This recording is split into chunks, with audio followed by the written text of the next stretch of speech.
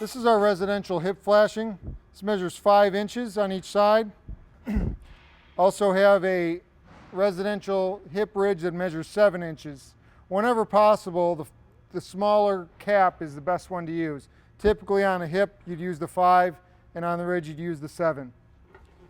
What this has 1-inch open hems on each side of the flashing, and that allows us to slide the flashing over top of Z-closures, eliminating the need for exposed fasteners. So what I will do, I'll first lay this flashing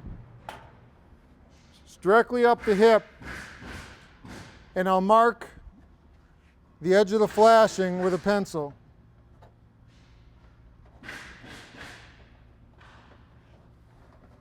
Slide it up and continue marking.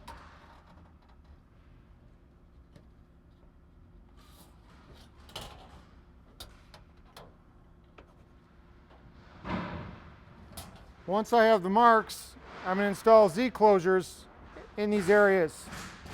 I've got the hip marked out for the Z-closures. What's important now to remember is that you need 1-inch tabs on the low end and the high end of the Z-closure. Once you have them cut in place to the lines that you've previously drawn on the panel ribs, take the butyl tape and install it on the tab and along the bottom side of the Z-closure.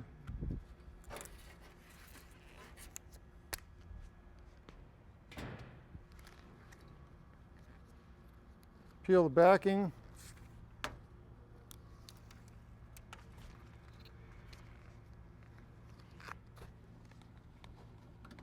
And then just simply install the Z-closure to the line.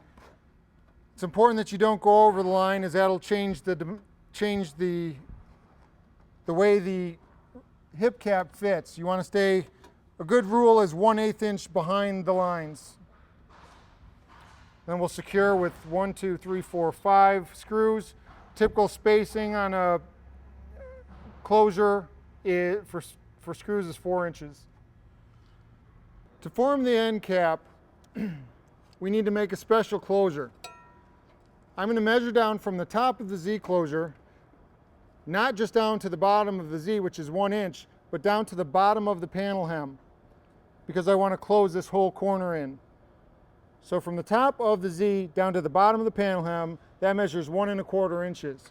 So I'm going to make a special Z-closure, 1 1/4 inches, that's going to go all the way around each side. I now have my 1 1/4 inch high Z-closure, and this is going to be used to form my end cap. I cut this Z-closure here at a 90-degree angle, so I'll simply use the same 90-degree angle on my Z-closure here. This little notch that I cut in here is for this space from the top of the 1-inch Z to the bottom of the panel hem. Simply place my tab up inside so that I have proper watershed, and then I measure out to the corner and add a tab. This is important. I cannot make this angle, 90-degree angle. If I did have a 90-degree angle on this piece, it would twist up in the air. It's very important that the plane of the cap is taken into consideration. So I can take my square blade, put it right on top of the rib, and wherever that hits the Z-closure, I can mark. And by simply putting a 90-degree mark here and measuring between these two, I can tell what my miter is. In this case, I've got a 1/2 inch miter. If I have a 1/2 inch miter on this side, I'll have a 1/2 inch miter on the other side. So I've cut this to fit. I've got a tab going up the roof. I've got a tab which is going to help secure the other closure, and I'll simply attach this to the Z-closure with rivets.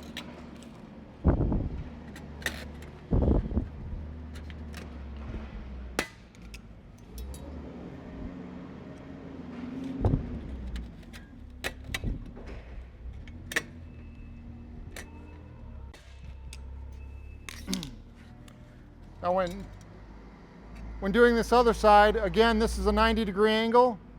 I'll have a tab coming up the roof, and from this point I can just measure here from this corner to the very point 4 3/4 inches and just add that same 1/2 inch miter. So it'll be 4 1/4 inches on the low side, 4 3/4 on the top side. I'll cut it with a raw edge and again attach it with pop rivets.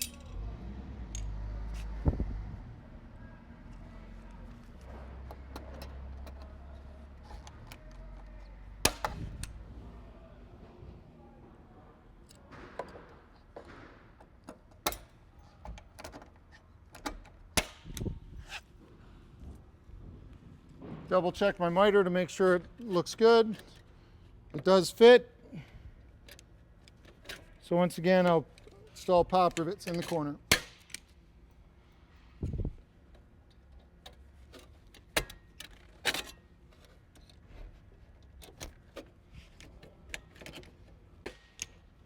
Once I've completed that closure, I can now work on my first piece of hip cap. I'm ready to install the hip cap. I notch out the back of each open hem, angle it in. I've got a 3-inch notch here. I'll slide the cap over top of the flanges on the Z-closures. Connect every one as it slides up the roof. Once I get it to the area that I want it to be in, I'll take my pencil and go to the underside of the cap, and I'll mark the edge of the Z-closure. Pull the cap off, and here I have my line. I'd add 1 inch onto here for the hem, which you can see that I've done at the end. This open hem will attach to the end cap. No sealant is needed on top of these Z-closures. You're simply sliding the piece into place.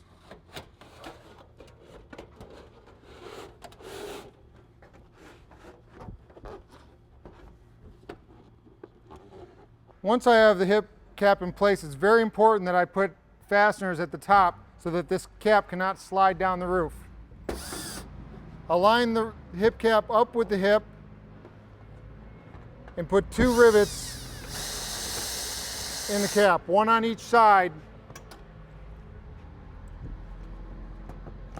through the flashing and into the closure.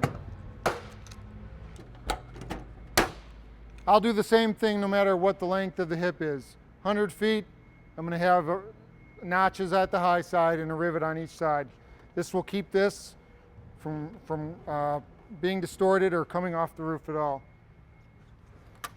And again, what this does, by closing this up, we do 2 things. Number one, we've got a complete closure here. Nothing can get up inside of this roof system. Also, we have no exposed fasteners dimpling our hip cap. Once I have the lower cap in place, I'll start with my upper cap and I'll put a telescope notch on each side. The reason for the telescope notch is I don't want to hit these rivets as I slide the cap over, and that rivet will end up in that space that's been notched out. I'll start from the high side and slide the flashing over the Z-closures. Once I get it slightly onto the cap, I'll take tube sealant and I'll put 2 rows of tube sealant all the way down right over top of the rivets. Once that's done, I'll slide the cap into place, and that's the finished product. If I have something up here, whether it be a wall or a chimney, something that's going to prevent me from sliding that last piece on, how will I handle that situation? I'll still start at the bottom, I'll still run them up top. Once I get to that last piece, I'll then come back and I'll make cuts into this piece of Z-closure. I'll take my top piece and I'll bend these tabs wide open for about 3 inches here, and I'll have a slice here. I'll have this sliced so that I can slide it right up. And once I get into place, then I'll just close these back over top.